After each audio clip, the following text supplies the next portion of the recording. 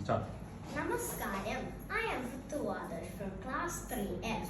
Today I am going to represent the state of Kerala. Kerala is a beautiful state in our country. Kerala is known as God's own country. Kerala is renowned for its spices and is called Spice Coast of India. Kerala is famous for its backwaters, exotic beaches, breathtaking hill stations, festivals and temples. Kerala is named as the land of coconuts. This is my traditional Kerala attire.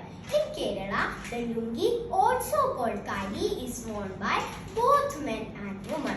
Traditional dress worn by females in Kerala is mundum neriyadum. Onam is the most important and popular festival in Kerala. The culture of Kerala is a combination of both Indian and Dravidian culture. Kathakali or Kathak is one of the most popular folk dance in Kerala. The Mohiniyattam dance is one of the most famous classical dance form in Kerala. People in Kerala speak Malayalam. Padmanabha Swami temple, which consists of an enormous amount of gold and precious stones, is located in Kerala.